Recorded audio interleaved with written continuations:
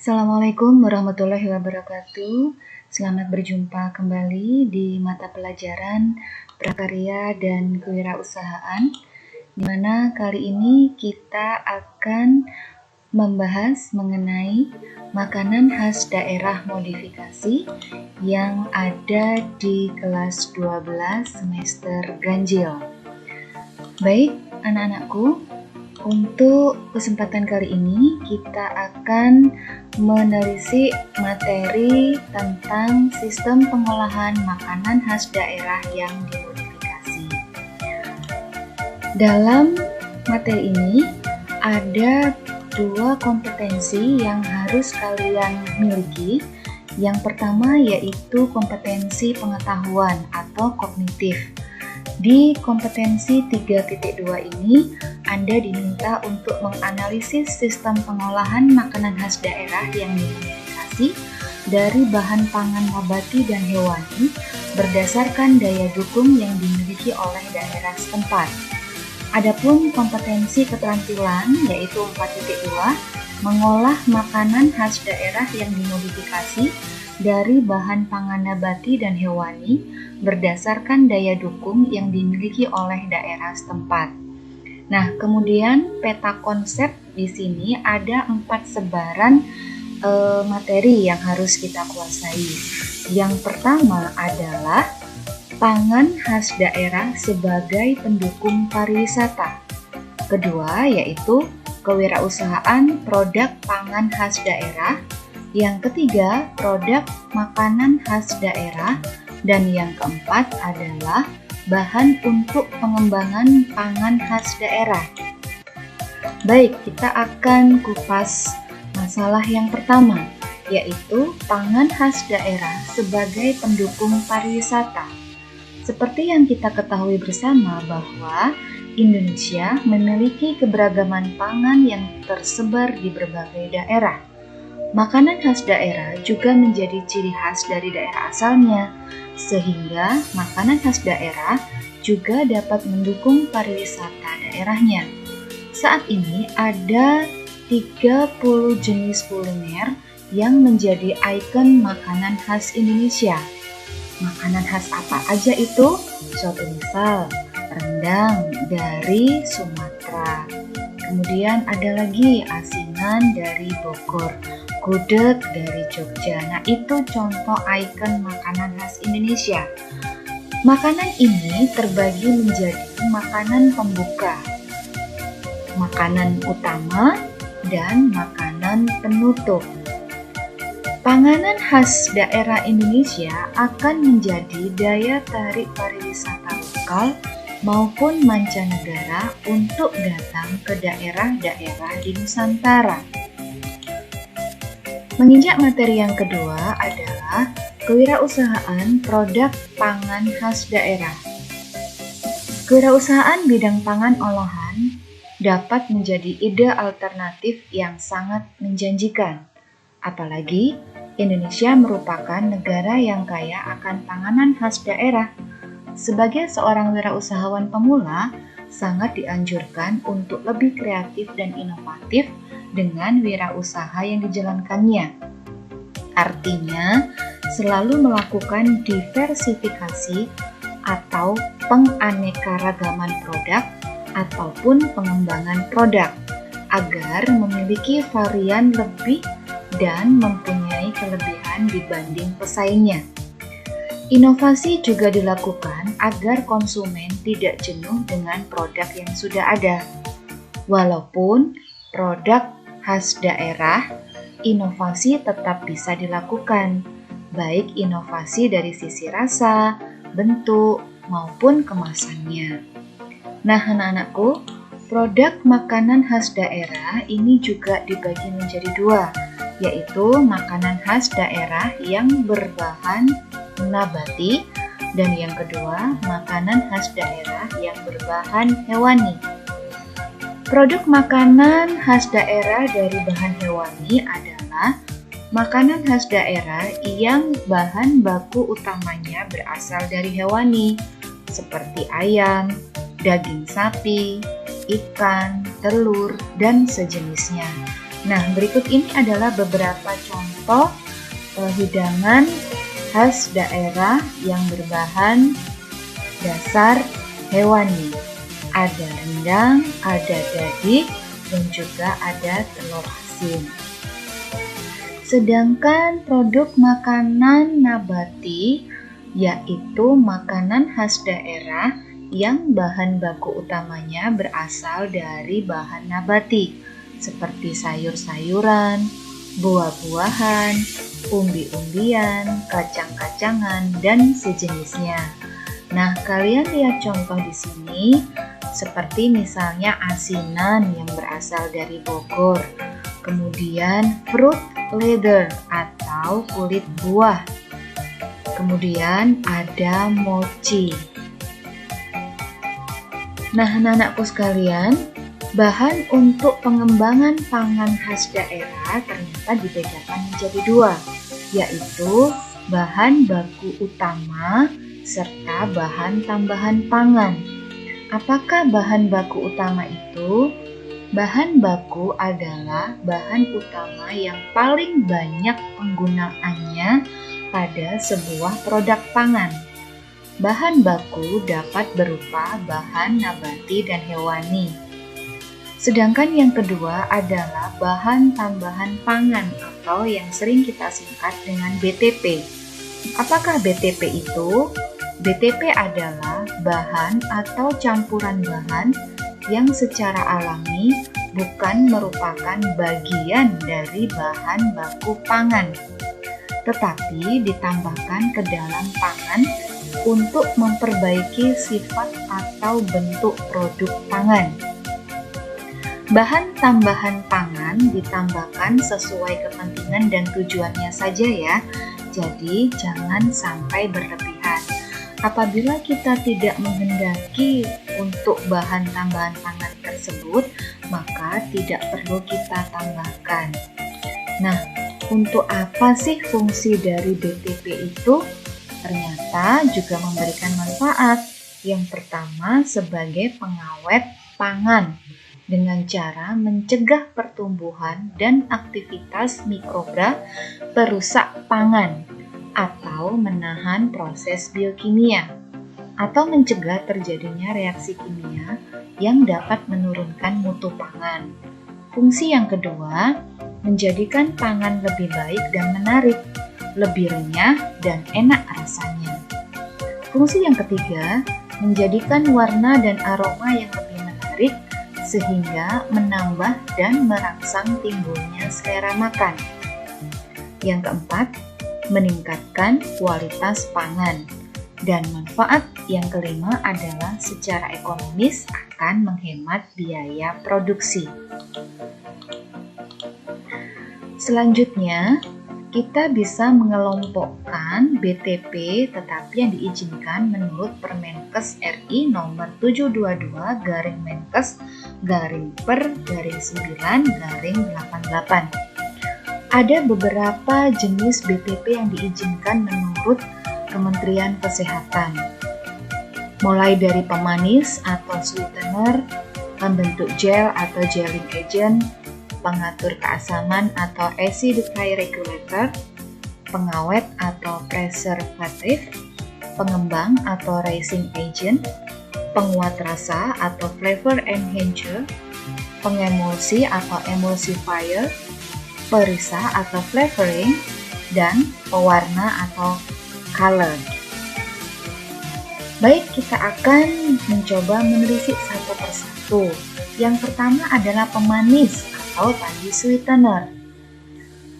Sweetener ini bisa berasal dari tanaman yang dapat digunakan sebagai pemanis alami, yaitu contohnya tebu, jagung, buah bit, atau daun stevia. Kemudian ada kulit jeruk bali. Nah, kok bisa ya kulit jeruk bali itu dijadikan sebagai pemanis? Padahal kulit jeruk bali ini rasanya pahit.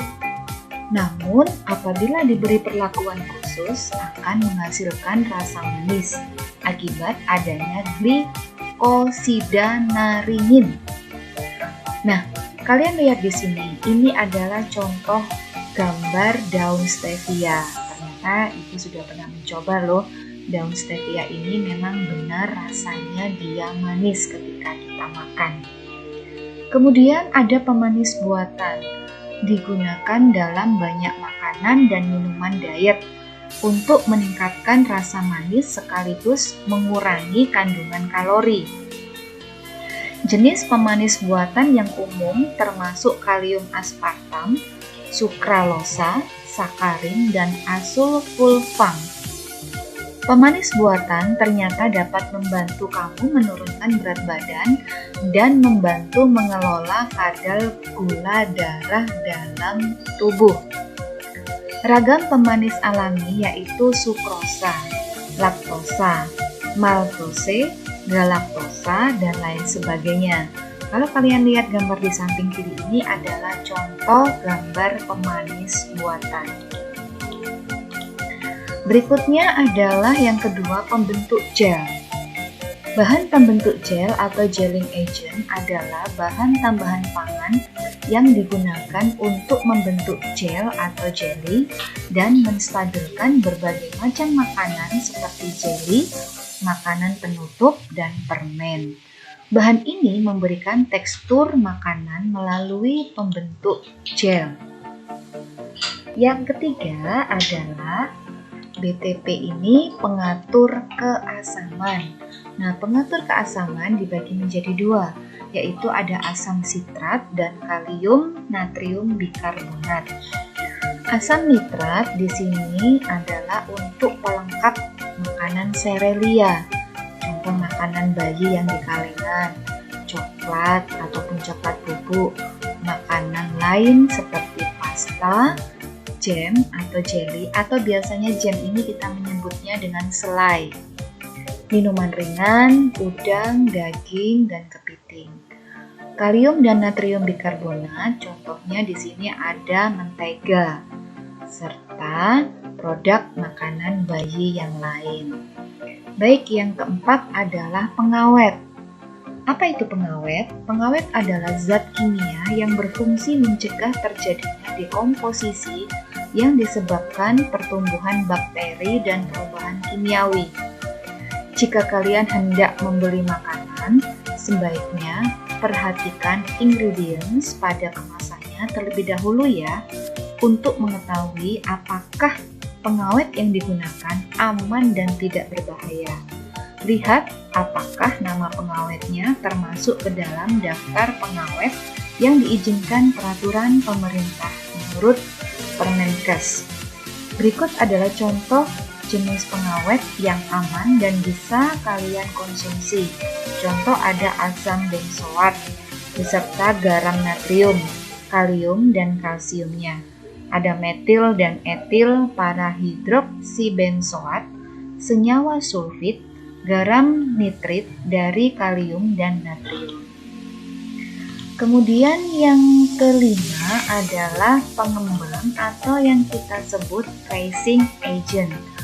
Adalah bahan tambahan pangan berupa senyawa tunggal atau campuran untuk melepaskan gas sehingga meningkatkan volume adonan.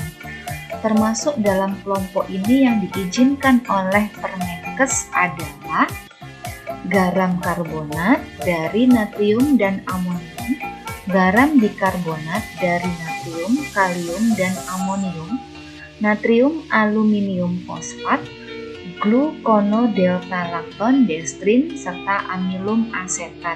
Nah, seperti kita ketahui bersama bahwa pengembang makanan ini biasanya digunakan untuk membuat kue atau bahan roti yang lain. Ini adalah contoh jenis bahan pengembang makanan yang sering digunakan oleh masyarakat kita. Selanjutnya adalah penguat rasa. Penguat rasa atau flavor enhancer adalah bahan tambahan pangan untuk memperkuat atau memodifikasi rasa atau aroma yang telah ada dalam bahan pangan tanpa memberikan rasa atau aroma baru. Jadi dia hanya memberikan penguat terhadap rasa makanan tersebut. Di sini ada nama-nama jenis bahan kimia ya. Nah, Ada contohnya di sini seperti penyedap rasa atau makanan. Penguat rasa seperti di sini ada juga perisa. Kemudian di sini contoh dari gambar ini adalah penguat rasa yang alami anak-anakku sekalian dari tumbuh-tumbuhan. Nah, untuk selanjutnya adalah pengemulsi atau emulsifier. Adalah zat yang dapat mempertahankan dispersi lemak dalam air atau sebaliknya. Dalam konteks aditif makanan, pengemulsi adalah bahan tambahan pangan untuk membantu terbentuknya campuran yang homogen dari dua atau lebih fasa yang tidak tercampur, seperti minyak dan air. Nah, kalau yang perempuan ini, cewek-ceweknya biasanya hendak membuat kue, percampuran antara mentega atau minyak dan air supaya bisa menyatu dengan baik di dalam kue, biasanya menggunakan SP atau pengemulsi ini.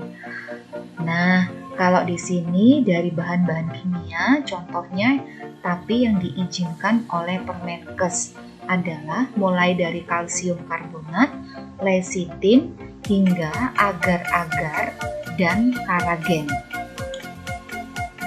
Kemudian selanjutnya ada perisa.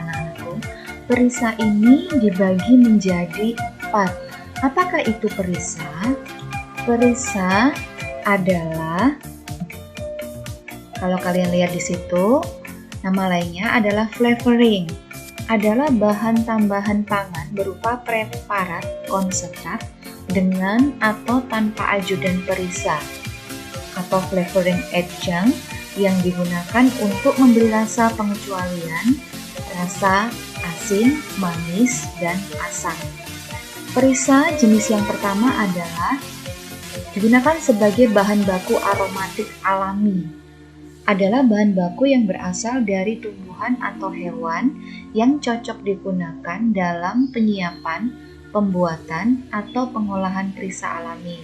Bahan baku tersebut termasuk bahan pangan, rempah-rempah, herbal, dan sumber tumbuhan lain yang tepat untuk aplikasi yang dimaksud. Antara lain di sini adalah yang alami itu ada bubuk bawang, ada bubuk cabai, ada irisan daun jeruk, ada potongan daun salam, serta irisan jahe. Kemudian perisa jenis yang kedua ada preparat perisa atau flavoring preparat. Adalah bahan yang disiapkan atau diproses untuk memberikan rasa yang diperoleh melalui proses fisik, mikrobiologis, atau enzimatis dari bahan pangan tumbuhan maupun hewan yang diperoleh secara langsung atau setelah melalui proses pengolahan. Bahan tersebut sesuai untuk konsumsi manusia pada kadar penggunaannya, tetapi tidak ditujukan untuk konsumsi langsung ya. Contoh antara lain minyak jeruk, ekstrak teh, oleoresin paprika, keju bubuk, dan ekstrak ragi. Perisa jenis yang ketiga adalah perisa asap atau smoke flavoring. Adalah preparat perisa yang diperoleh dari kayu keras termasuk serbuk gergaji, tempurung, dan tanaman berkayu yang tidak memiliki perlakuan dan tidak terkontaminasi melalui proses pembakaran yang terkontrol atau distilasi kering atau perlakuan dengan uap yang sangat panas. Jadi di sini untuk mendapatkan perisa, bahan yang keras dari kayu tersebut ini terlebih dahulu dibakar, kemudian setelah kering ini mengeluarkan uap panasnya. Setelah itu dikondensasikan serta difraksinasi untuk mendapatkan rasa yang diinginkan. Nah, perisa yang keempat adalah perisa hasil proses panas atau proses leveling. Adalah preparat perisa dari bahan atau campuran bahan yang diizinkan digunakan dalam pangan atau yang secara alami terdapat dalam pangan atau diizinkan digunakan dalam pembuatan perisa hasil proses panas. pada kondisi yang setara dengan suhu dan waktu tidak lebih dari 180 derajat Celcius atau 356 derajat Fahrenheit. Antara lain di sini adalah perisai yang dihasilkan dari gula pereduksi dan asam amino. Nah, jenis BTP yang terakhir yaitu pewarna. Apakah pewarna itu? Adalah bahan tambahan pangan berupa pewarna alami dan sintetis yang ketika ditambahkan atau diaplikasikan pada pangan mampu memberi atau memperbaiki warna. Nah, kita lihat di sini ada pewarna alami anak-anak, atau yang disebut natural dyestuff. Adalah pewarna yang dibuat melalui proses ekstraksi, isolasi, atau derivatisasi, atau sintetis parsial dari tumbuhan, hewan, mineral, atau sumber alami lain, termasuk pewarna identik alami. Biasanya di sini kita sering menggunakannya, contoh seperti kunyit, ini digunakan untuk pewarna kuning, buah bit digunakan untuk pewarna merah, ataupun bisa diambilkan dari buah naga. Sedangkan yang kedua adalah pewarna sintetis atau synthetic dyestuff, adalah pewarna yang diperoleh secara sintetis kimiawi. Nah, anak-anakku sekalian, itu antara lain beberapa jenis bahan tambahan pangan yang perlu kalian ketahui. Baik, untuk presentasi kali ini kita sudah membahas mengenai modifikasi makanan khas daerah, termasuk di dalamnya ada jenis-jenis bahan pangan yang berasal dari nabati dan hewani. Kemudian kita juga sudah belajar tentang bahan utama dan bahan tambahan pangan. Sekian presentasi dari PowerPoint kita kali ini. Terima kasih, semoga memberikan manfaat dan bisa diterima dengan baik. Wassalamualaikum warahmatullahi wabarakatuh.